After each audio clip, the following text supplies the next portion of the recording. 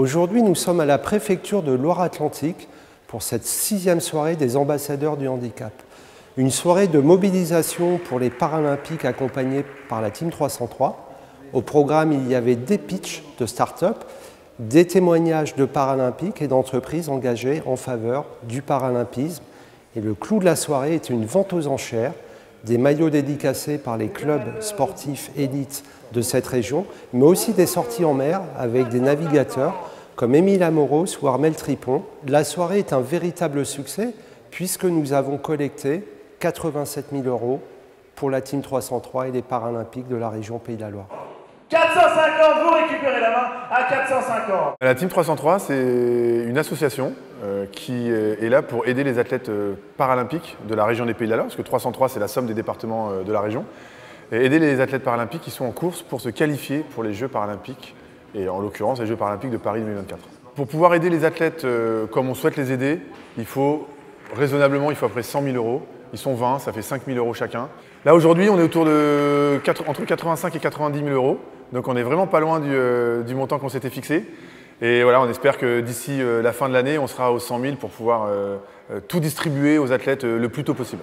Tout le monde peut donner, il y a des particuliers qui peuvent donner. Il y a notamment un fonds de dotation de la Banque Populaire qui est en ligne. Et puis on a aussi une bonne trentaine d'entreprises ou de collectivités qui nous soutiennent via des conventions. Donc on va participer au tournoi qualificatif paralympique au Japon au mois d'avril. Et l'idée, c'est d'avoir des tickets pour Paris. Les athlètes sont venus nous raconter ce qu'était leur vie d'athlète, et d'athlète de très haut niveau. Donc les déplacements, comment on se déplace quand on est athlète paralympique.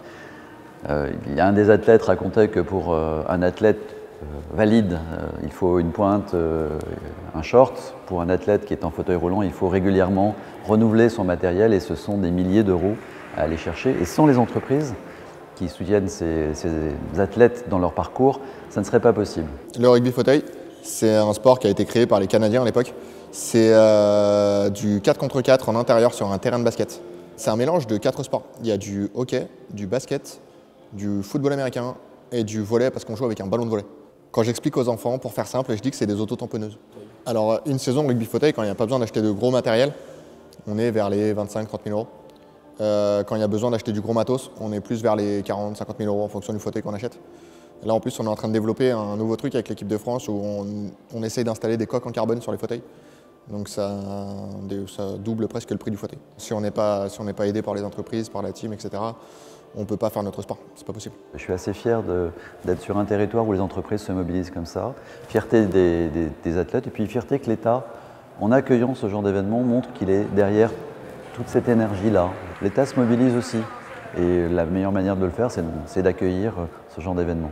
Le prochain événement sera le match de l'engagement le 21 octobre avec le Nantes-Rezé Métropole Volley. Une soirée de mobilisation en faveur des acteurs engagés sur le territoire, mais aussi il y aura une collecte pour la Ligue contre le cancer.